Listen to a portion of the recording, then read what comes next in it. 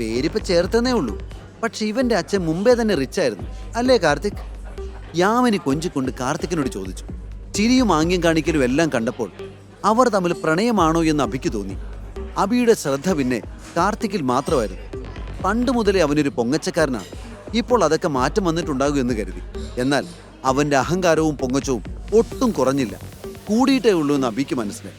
ആ പട്ടികയിൽ ഏറ്റവും മുകളിൽ ആരുടെ പേരാണെന്ന് നിങ്ങൾക്കറിയോ? ടൈഗറിന്റെ. ആ ലിസ്റ്റിൽ വരിക എന്നൊക്കെ പറഞ്ഞാൽ വലിയ കാര്യം തന്നെ. മറ്റൊരു ആൺകുട്ടി അവരോട് പറഞ്ഞു. ഇത് കേട്ട ഉടനെ ഹരീഷ് ഒന്ന് ഞെട്ടി. ടൈഗറിന്റെയോ? അവൻ ചോദിച്ചു.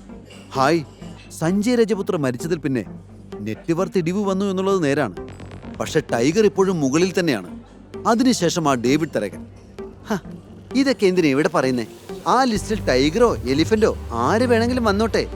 നമ്മുടെ ഇടയിൽ ഏറ്റവും റിച്ച് നമ്മുടെ കാർത്തിക് തന്നെയാ. ഒരിക്കലും നമ്മളിൽ ആർക്കും അത് ബീറ്റ് ചെയ്യാൻ പറ്റില്ല. യാമിനി കാർത്തികിനെ സുഖിപ്പിച്ചുകൊണ്ട് പറഞ്ഞു. എല്ലാം കേട്ട് അഭിനവ് പുച്ഛത്തോടെ ചിരിച്ചു. ഇവർക്കെല്ലാവർക്കും ടൈഗർ എന്നൊരാളുണ്ടെന്നറിയാം. എന്നാൽ ഞാനാണ് ടൈഗർ എന്ന് ഇവിടെയുള്ള ഒരുത്തനും അറിയില്ല. ഒരിക്കൽ ഞാനൊരു വരവ് വരും, അന്ന് കാണാൻ എനിക്ക് എല്ലാത്തിൻ്റെയും ചിരിയും കളിയൊക്കെ. അവൻ മനസ്സിൽ പറഞ്ഞു. താൻ ആരാണെന്നറിഞ്ഞാൽ ഇവിടെയുള്ളവർ എല്ലാവരും എങ്ങനെ പ്രതികരിക്കുമെന്ന് അഭിനവ് വെറുതെ ഒന്ന് സങ്കല്പിച്ചു നോക്കും. കാർത്തിക്കിന്റെ പണക്കൊഴുപ്പ് കണ്ട് ഓരോരുത്തരും അവന്റെ പിന്നാലെ ഒലിപ്പിച്ചുകൊണ്ട് നടക്കുകയാണ്. അതിനേക്കാൾ വലിയ പണക്കാരനാണ് താനെന്ന് അറിഞ്ഞിട്ടുണ്ടെങ്കിൽ ഇവറ്റകൾ എല്ലാവരും ചേർന്ന് തന്നെയായിരിക്കും ഇനി തലയിലെടുത്ത് നടക്കാൻ പോകുന്നതെന്ന് അവൻ ചിന്തിച്ചു. ഒരു വ്യക്തിത്വമില്ലാത്ത ഇവരുടെയൊക്കെ റെസ്പെക്ട് കിട്ടുന്നത് പോലും ഒരു വിലയില്ലാത്ത അവസ്ഥയാണെന്ന് അഭിക്ക് തോന്നി. എന്താണ് അഭിനവ്, എന്തിനാ താൻ ഇങ്ങനെ ചിരിക്കുന്നത്? വലിയ വലിയ ജോക്കുവാണെങ്കിൽ പറഞ്ഞ ഞങ്ങൾ കൂടെ ജോയിൻ ചെയ്യായിരുന്നു. അവിടേക്ക് വന്ന ലിയ എന്നൊരു പെൺകുട്ടി അഭിനവിനെ നോക്കി ചോദിച്ചു. ഇവനെയൊക്കെ ആരാ വിളിച്ചത്? നമ്മുടെ കൂടെ ഇരിക്കാനുള്ള എന്ത് യോഗ്യത ഇവനുള്ളത്? ഇവനെ ആ കോളേജിൽ പോലും കയറ്റാൻ പാടില്ലായിരുന്നു. അഭിനവിനെ തന്നെ ശ്രദ്ധിച്ചു കൊണ്ടിരുന്ന മറ്റൊരു പെൺകുട്ടി ദേഷ്യത്തോടെ പറഞ്ഞു. അവനെ വിളിക്കാൻ പറഞ്ഞത് ഞാനാ. ഇവന് ഞങ്ങളുടെ ക്ലാസ്മേറ്റ് ആയിരുന്നു. ക്ലാസ്മേറ്റ്സിനെ മുഴുവൻ പങ്കെടുപ്പിച്ചുകൊണ്ടാണ് പ്രോഗ്രാം എന്നല്ലേ പറഞ്ഞത്. അങ്ങനെയാണെങ്കിൽ ഇവനെ വിളിക്കണമല്ലോ. ലിയ അവൾക്ക് മറുപടി കൊടുത്തു. ഇവനെയൊക്കെ ആരാ ക്ലാസ്മേറ്റ് ആയിട്ട് കൂട്ടിയിരിക്കുന്നത്? പഠിക്കുന്ന കാലത്ത് അങ്ങനെ പലരും കൂടെ ഉണ്ടാവും എന്ന് വെച്ച് ഇപ്പൊ അതാണോ അവസ്ഥ? ഈ പാർട്ടിയിൽ നമ്മുടെ സ്റ്റാറ്റസിന് പറ്റുന്ന ആളുകൾ മാത്രം മതിയായിരുന്നു, ആ പെൺകുട്ടി പറഞ്ഞു. അത് കേട്ടതും ലിയക്ക് ദേഷ്യം വന്നു. അവൾ ദേഷ്യത്തോടെ ആ പെൺകുട്ടിയെ നോക്കി. അല്ല ലിയ, ഇവൻ എവിടെയൊരു ഡെലിവറി ബോയ് ആയി ജോലി ചെയ്യാണെന്നല്ലേ ഹരീഷ് പറഞ്ഞത്? ശരിയാണോ? വീണ്ടും ആ പെൺകുട്ടി അവനെ കളിയാക്കാൻ ശ്രമിച്ചു. ഇതെല്ലാം അഭിനവ് കേൾക്കുന്നുണ്ടായിരുന്നു. എല്ലാവർക്കും എന്തൊക്കെ ഫുഡാ വേണ്ടെന്ന് വെച്ചാൽ ഓർഡർ ചെയ്യാം, അല്ലേ ലിയ? അല്ലെങ്കിൽ ഈ പറഞ്ഞതുപോലെ ഫുഡ് വൈകും. അഭിനവ് വിഷയം മാറ്റാനായിട്ടാണ് അത് പറഞ്ഞത്. എല്ലാവർക്കും ഇടയിൽ താനൊരു സംസാര വിഷയമാകുന്നത് അവനൊട്ടും പിടിക്കുന്നില്ലായിരുന്നു. എന്നാൽ അഭിനവ് ഇങ്ങനെ പറഞ്ഞത് ആർക്കും ഇഷ്ടപ്പെട്ടില്ല. സാർ ഇവിടേക്ക് ഫുഡ് കഴിക്കാൻ വേണ്ടി വന്നതായിരുന്നോ? അയ്യോ, അറിഞ്ഞില്ലല്ലോ. പിന്നെ ഫുഡൊക്കെ ഓർഡർ ചെയ്യുന്നതിന് മുമ്പ് ഒരു കാര്യം, കാർത്തിക് ഓർഡർ ചെയ്യാൻ പറഞ്ഞത് അവൻ്റെ ഫ്രണ്ട്സിനോടാണ്, വലിഞ്ഞു കയറി വന്നവരോടല്ല. അതുകൊണ്ട് നിനക്കെന്തെങ്കിലും കഴിക്കണമെങ്കിൽ അതിൻ്റെ പണം നീ തന്നെ കൊടുക്കണം. യാമിനി മറ്റുള്ളവരുടെ മുന്നിൽ നിന്ന് അഭിനവിനെ ഇൻസൾട്ട് ചെയ്യുന്ന വിധത്തിൽ പറഞ്ഞു. അത് കേട്ടതും എല്ലാവരും പിറുപിറുക്കാൻ തുടങ്ങി. കാരണം അവരിൽ പലരും കാർത്തികിന്റെ കൂട്ടുകാരായിരുന്നില്ല. പക്ഷെ ഇത് കേട്ട ഉടനെ കാർത്തിക് കൈ ഉയർത്തി എല്ലാവരെയും ശാന്തരാക്കി. അതിനുശേഷം യാമിനിയുടെ അരികിലേക്ക് ചെന്നു. യാമിനി, നീ പറഞ്ഞത് ഒട്ടും ശരിയായില്ല. എൻ്റെ ഫ്രണ്ട്സിനോട് മാത്രമല്ല ഞാൻ ഫുഡിൻ്റെ പൈസ കൊടുത്തോളാം എന്ന് പറഞ്ഞത്. ഇന്ന് ഈ പ്രോഗ്രാമിന് വന്നിരിക്കുന്ന എല്ലാവരോടും കൂടിയാണ്. അതിൽ അവനും പെടും. എന്തെങ്കിലുമൊക്കെ വായിക്ക് രുചിയായിട്ട് വാങ്ങി കഴിച്ചിട്ട് പോട്ടെ. താൻ ഇനി ഒന്നും പറയണ്ട, കാർത്തിക് പറഞ്ഞു. കാർത്തിക് അങ്ങനെ പറഞ്ഞതും അവൾക്കൊരു ക്ഷീണമായെങ്കിലും അത് പുറമേ കാണിക്കാതെ അവൾ കാർത്തിക്കിനെ വീണ്ടും പുകഴ്ത്താൻ തുടങ്ങി. വാവ് കാർത്തിക്, നീ എത്ര നല്ലവനാ. അതുകൊണ്ടാണ് നിനക്ക് ഇങ്ങനെയൊക്കെ പറയാൻ പറ്റുന്നത്. പക്ഷെ എനിക്ക് നിന്നോടൊരു റിക്വസ്റ്റ് ഉണ്ട്. ബാക്കി എല്ലാവരുടെയും കാര്യം നീ പറഞ്ഞത് ഓക്കെ, പക്ഷെ ഇവന്റെ കാര്യത്തിൽ അത് വേണ്ട. അവൻ കഴിക്കുന്നതിന്റെ ബില്ല് അവൻ അടയ്ക്കട്ടെ. അങ്ങനെയാണെങ്കിൽ അവന് ഭാവിയിൽ പണം സമ്പാദിക്കാൻ ഒരു മോട്ടിവേഷൻ കിട്ടും. ഇങ്ങനെ ഓസിൽ കഴിച്ചുകൊണ്ടിരുന്നാൽ ഇവൻ മടിയനായി പോകും. നമ്മളൊക്കെ അനുഭാവത്തോടെ നോക്കുന്നത് കൊണ്ടാ അവൻ ഇപ്പോഴും രക്ഷപ്പെടാത്തത്. യാമിനി അഭിനവിനെ നോക്കി പുച്ഛത്തോടെ പറഞ്ഞു. ഓസിക്ക് കഴിച്ചാൽ അഭിനവിന് മാത്രമല്ലല്ലോ മടി വരിക, അത് നമുക്ക് ആർക്ക് വേണമെങ്കിലും വരാലോ. അപ്പോൾ അങ്ങനൊരു സിറ്റുവേഷൻ വരാതിരിക്കാൻ തൽക്കാലം നമ്മുടെ ബില്ലുകൾ നമുക്ക് തന്നെ അങ്ങ് പേ ചെയ്യാം. എന്താ? അബിയുടെ ഫ്രണ്ട് ലിയ പറഞ്ഞു. ലിയയ്ക്ക് പണ്ട് മുതലേ അബിയെ ഒരുപാട് ഇഷ്ടമാണ്. മറ്റുള്ളവർ അവനെ കളിയാക്കുമ്പോഴും ഒരു വാക്കുകൊണ്ട് പോലും അവനെ ലിയ ഇതുവരെ നോവിച്ചിട്ടില്ല. വീടിലിയ, യാമിനി എന്തെങ്കിലും പൊട്ടത്തരം പറഞ്ഞെന്ന് വെച്ച് നീ അത് വെറുതെ ഏറ്റുപിടിക്കണ്ട. ഇന്നിവിടെ വന്നിരിക്കുന്ന എല്ലാവരുടെയും ബില്ല് ഞാൻ തന്നെ കൊടുക്കും, അത് യാതൊരു മാറ്റവുമില്ല, കാർത്തിക് പറഞ്ഞു. കാർത്തിക്, നിന്റെ വലിയ മനസ്സ് കാണുമ്പോൾ എനിക്ക് അഭിമാനം തോന്നുന്നു. കണ്ടോടാ അഭിനവ്, അവൻ നിനക്ക് പോലും ഫുഡ് മേടിച്ചു തരാൻ ഒരുക്കമാണെന്ന്. അവന്റെ ആ വലിയ മനസ്സിന് നീ നന്ദി പറയണം, യാമിനി പറഞ്ഞു. ഇത് കേട്ടതും എല്ലാവരും അഭിനവിനെ നോക്കി. അഭിനവ് കാർത്തിക്കിനോട് നന്ദി പറയുമോ ഇല്ലയോ എന്ന കാര്യത്തിൽ എല്ലാവർക്കും ജിജ്ഞാസയുണ്ടായിരുന്നു. അഭിനവന് യാമിനിയുടെ സംസാരം കേട്ട് ചൊറിഞ്ഞു വരുന്നുണ്ടായിരുന്നു. അവൻ പഠിക്കുന്ന സമയത്തും ഇതേ അവസ്ഥയിലൂടെയാണ് അഭി കടന്നുപോയത്. പലരും അവന്റെ ദരിദ്രാവസ്ഥയെ മുതലെടുത്ത് കണക്കിന് കളിയാക്കുമായിരുന്നു. അന്നതെല്ലാം സഹിച്ചിട്ടുണ്ട്. പക്ഷേ ഇപ്പോൾ അങ്ങനെയല്ല. അവരുടെ വായിലിരിക്കുന്നതൊന്നും കേട്ട് നിൽക്കേണ്ട കാര്യം അവനില്ല. കാരണം അവൻ ടൈഗറാണ്, the one and only tiger.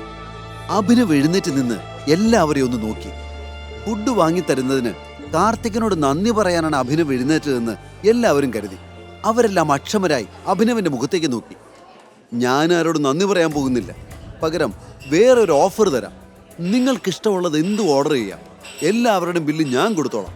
ഒറ്റ കാര്യമുള്ളൂ, എൻ്റെ കാർഡ് കാറിലാണ്. അതൊന്ന് എടുത്തുകൊണ്ടുവരുന്നത് വരെയുള്ള സമയം എനിക്ക് തരണം, അഭി പറഞ്ഞു. അത് കേട്ടതും എല്ലാവരും അത്ഭുതത്തോടെ പരസ്പരം നോക്കി. ഇവന് വട്ടായതാണോ അതോ നമുക്ക് എല്ലാവർക്കും വട്ടായതാണോ?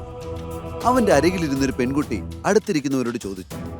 എടാ പൊട്ടനബി, നീ എന്തൊക്കെ ഈ പറയുന്നതെന്ന് വല്ല ബോധമുണ്ടോ? ഇവിടെയുള്ള എല്ലാവരും ഫുഡ് കഴിച്ചാൽ എത്ര രൂപയാകുന്നു വല്ല ഊഹമുണ്ടോ? മറ്റൊരാൾ ചോദിച്ചു. ഭ്രാന്തായോടെ നിനക്ക്? എല്ലാവർക്കും ഫുഡ് വാങ്ങുന്നത് പോട്ടെ, ഇവിടുത്തെ ഒരു ബിരിയാണിയുടെ വില എത്രയാണെന്ന് നിനക്കറിയാമോ? എല്ലാവരും ഓരോന്ന് പറഞ്ഞ് അഭിനവിനെ കളിയാക്കിക്കൊണ്ടിരുന്നു. ഗായ്സ്, നിങ്ങൾ കൂടുതലൊന്നും ആലോചിക്കണ്ട, ഞാൻ എൻ്റെ കാർഡ് എടുത്തിട്ട് വരട്ടെ. അത്രയും പറഞ്ഞുകൊണ്ട് അഭിനവ് പുറത്തേക്ക് നടന്നു. വിക്രം രാവിലെ തന്നെ ബാങ്ക് മാനേജർ DK വഴി അവനൊരു ക്രെഡിറ്റ് കാർഡ് അയച്ചിരുന്നു. അത് അഭിനവന്റെ കാറിലായിരുന്നു. ക്രെഡിറ്റ് കാർഡ് എടുത്ത് അവൻ അവിടെയുള്ള ബാറിലേക്ക് നടന്നു. പഴയ കൂട്ടുകാരെ എല്ലാവരെയും കണ്ടുമുട്ടിയതല്ലേ, ഒരു ഷാമ്പയിൻ കൂടി എടുത്ത് ഒന്ന് എൻജോയ് ചെയ്യാമെന്ന് അവൻ ഓർത്തു. അഭി ഒരു ഷാമ്പയിൻ ഓർഡർ ചെയ്തു. അത് വരാൻ വെയിറ്റ് ചെയ്ത് നിൽക്കുമ്പോഴാണ് അവൻ അവിടെ ഇരിക്കുന്ന ഒരു പെൺകുട്ടിയെ കണ്ടത്. വിചിത്രമായാണ് അവൾ വസ്ത്രം ധരിച്ചിരുന്നത്. അവളുടെ കൂടെ ഒരാൾ കൂടെ ഉണ്ടായിരുന്നു.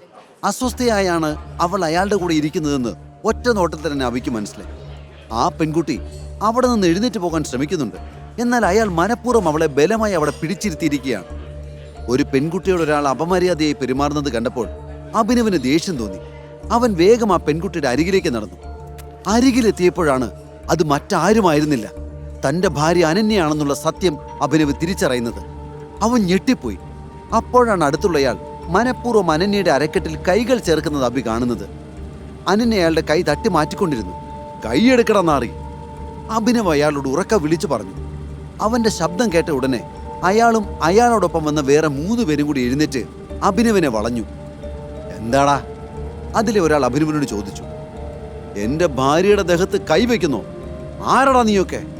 അഭിനവ് ദേഷ്യത്തോടെ ചോദിച്ചു. ഇത് കേട്ട ഉടനെ ഉറക്കെ ചിരിച്ചുകൊണ്ട് അനന്യയുടെ അരയിൽ ഒന്നുകൂടി അയാൾ കൈവച്ചു. അത് കണ്ടതും അഭിനവ് അവന്റെ നേരെ വന്നു. അപ്പോഴേക്കും അയാൾ തന്റെ ആളുകളെ നോക്കി കണ്ണിറുക്കി കാണിച്ചു. ഉടനെ തന്നെ അവർ അഭിനവിന്റെ തോളിൽ പിടിച്ച് പുറത്തേക്ക് വലിച്ചഴിച്ചു. പുറത്തേക്ക് കൊണ്ടുപോകുന്നത് തന്നെ അവിടെ ഇട്ട് അടിക്കാനാണെന്ന് അഭിക്ക് മനസ്സിലായി. അഭിനവും അതാണ് ആഗ്രഹിച്ചത്. ബാറിനുള്ളിൽ വെച്ച് വഴക്കുണ്ടാക്കി വീണ്ടും അനന്യയും അവളുടെ കുടുംബത്തിൻ്റെയും മുന്നിൽ ഒരു ഗുണ്ടയായി മാറാൻ അവൻ ആഗ്രഹിച്ചില്ല. കുറച്ച് നിമിഷങ്ങൾക്കുള്ളിൽ അവർ അഭിനവിനെ പിൻവാതിലിലൂടെ പുറത്തേക്ക് കൊണ്ടുവന്ന് നിലത്ത് തള്ളിയിട്ടു. അവിടെ ഇരുട്ടായിരുന്നു. നീയൊന്നും ഞങ്ങൾക്ക് കൈവെക്കാൻ മാത്രം ഇല്ലടാ, അതുകൊണ്ട് ആവശ്യമില്ലാത്ത കാര്യങ്ങളിൽ ഇടപെടാതെ വീട് പിടിക്കാൻ നോക്ക്, ഒരാൾ അഭിനവിനോട് പറഞ്ഞു. എന്നാൽ അവന്റെ അടിവയറ്റിൽ ശക്തമായ ഒരു ഇടിയായിരുന്നു ഉത്തരം. ഇടിയുടെ ആഘാതത്തിൽ അയാൾ വളരെ ദൂരെ പോയി വീണു. അവിടേക്ക് ബാക്കിയുള്ളവർ ഒരുമിച്ച് അഭിനവിനെ ആക്രമിച്ചു. ഒന്നിനു പുറകെ ഒന്നായി അഭിനവ് എല്ലാവരെയും അടിച്ചു വീഴ്ത്തി. എന്നിട്ടും അവൻ നിർത്തിയില്ല. നിലത്ത് കിടക്കുന്നവരെ അവൻ വീണ്ടും ആക്രമിക്കാൻ തുടങ്ങി. ഒരു നിസ്സാരക്കാരാണെന്ന് കരുതിയിരുന്ന അഭിനവിന്റെ മുന്നിൽ അവർക്ക് അധിക നേരം പിടിച്ചു നിൽക്കാൻ കഴിഞ്ഞില്ല. ഒടുവിൽ അവർ കരഞ്ഞ് കാല് പിടിക്കാൻ തുടങ്ങി. അഭി അവരിൽ ഒരാളുടെ കോളറിൽ പിടിച്ച് തൻ്റെ അരികിലേക്ക് വലിച്ചു.